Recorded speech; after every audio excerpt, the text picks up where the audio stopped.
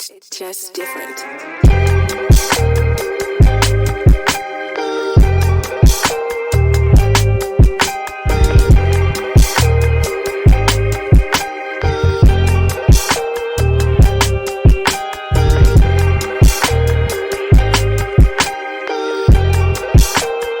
Welcome back. Welcome to B.A.R Fitness Podcast or B.A.R Fitness TV. Depends on where you're watching or listening.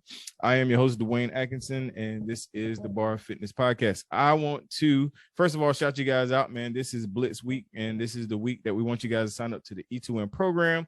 And the reason why I want you to sign up to the E2M program, because one thing to make this program amazing is the people.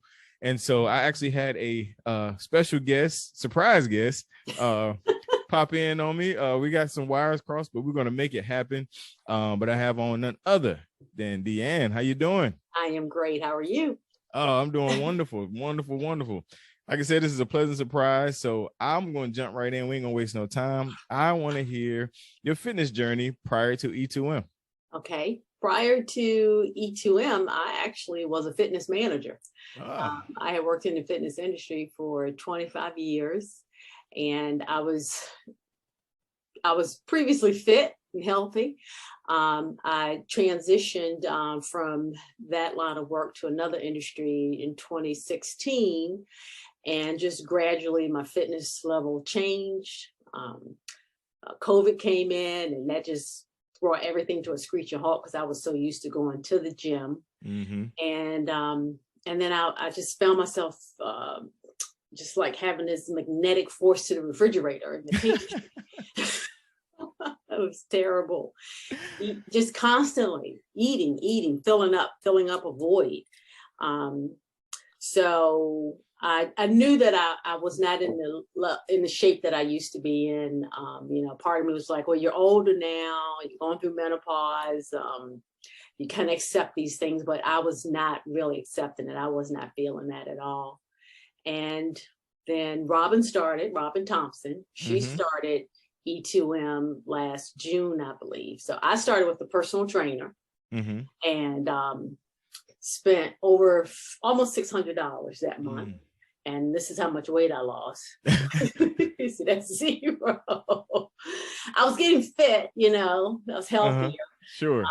Robin lost about 15 to 20 pounds. And then July came, and then I spent another almost $600 and lost this much weight. But I wasn't adjusting my eating. For my podcast people, she's holding up a zero. For those that are just listening, zilch, nada, nothing. So, I was being recognized, and there was a ring ceremony through my line of work. And I was like, I don't want to walk across the stage like this. I got to do something. And so Christopher Shedd, who's also in E2M, she was like, why don't you do what Robin's doing? You see how successful she is. So she had lost over 30 pounds by this point to my zero. So that's when I signed up. So I got started in September. Nice. Yeah. So, I'm sure you knew Robin was doing something. What kept you from jumping in, when you first heard about it? Or did you, you know what I mean? Like, was there like something in the back of your mind, like, that might work for her? I just thought else. I knew what was best. Because I had come from the fitness arena. Yep. I was a fitness manager, and I was responsible for programming and implementation of workouts. So I was like, and the workouts had always worked for me, but I was not addressing my diet. And trainers are not certified nutritionists or dietitians. And although he did try to talk to me about food, DeWayne, I was like, I don't want to talk about food. Let's just I wanted to continue to eat the way I was eating. Right. And that doesn't line up to get you the results that you need. Legit. No, and that's kind of the point I was going towards with your background, because a lot of times people look at our program and they think, well, I know what to do, I know how to figure it out, but sometimes you just need that structure. I mean, everybody know what to do. Everybody know if you eat chicken and broccoli and you run a couple, everybody know that, but sometimes you need that structure, and then the community as well. So, all right, so let's talk about jumping into the program. Week 1. day one or week one in general, how was that initial like shock or detox? How did you handle that? Okay, so initially my biggest gripe was no onions. Back then we didn't have any onions. Yes, I remember that. My wife had a fit. So Robin was super supportive, and she just basically had to say, DeAnn, get over it. Mm-hmm. You're gonna be all right without having onions. And all of the vegetables and the proteins and the fats, they were fine because I was fine with eating all of that. It's just that I was eating that plus all the bad stuff, more of the bad stuff. So I was nauseous that first week, taking in that water, you know, detoxing from, I guess, all the sugar and carbs that I had been taking in. Right. But I just had a burning desire to improve my fitness. And so I had something to hang my hat on because I had seen her success. And the group, even though I wasn't all that good at navigating the site yet, but I still could get pieces of people's examples of their results. So I had something to believe in that kept me tied into following through. Gotcha. Yeah, no, that's a really good point. And just kind of getting into that, the actual group and the community. I mean, of course, you had Robin, you know, pre-E2M, but talk about just the connections you've made in the community and in E2M since you joined, because there's plenty of people shouting you out right now on the live. I see Eddie. Oh, really? I see, We're live? We're live? Yeah. live. Yeah, live. But yeah, talk about that a little bit. It's been tremendous. I'm an introvert by nature. And so I typically do my thing, I fall back and I contribute silently. But each round I started participating in a little bit more and more. Like at first I wasn't doing Dr. Reese, right? The nutritionist wasn't on board yet. I was doing my workouts, I was eating. And so to answer your question, I started posting more. And Robin would say to me, oh, I'm so proud of you. I see you're posting more. That's so good. And I realized that was the true essence of what the program offered.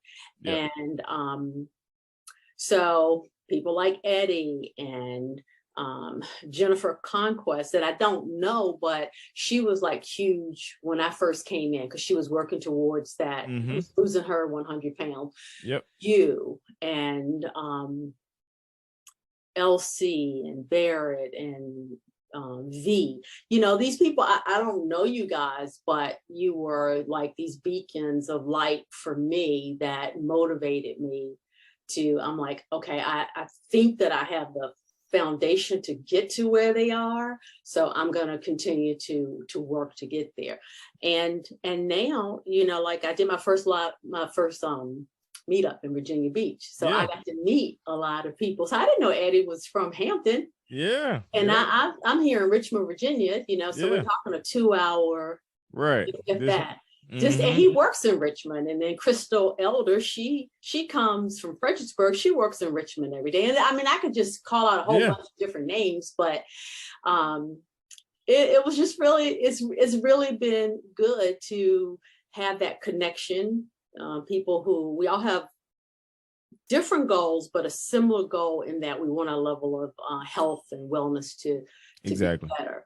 And then to maintain it, because I'm on maintenance now. And so I just plug in because somebody needs to see, I think somebody needs to see what I contribute. And I need to see it. On those days when I'm dragging, I check in with the group and I read through several posts. I check off, I comment, and then that gets me fired up. I'm like, okay, let's get yourself going. Exactly. No, that's right. We do need to see you. We need you to post. You are creative with your collages and your pictures and your background. We need all that. Yeah.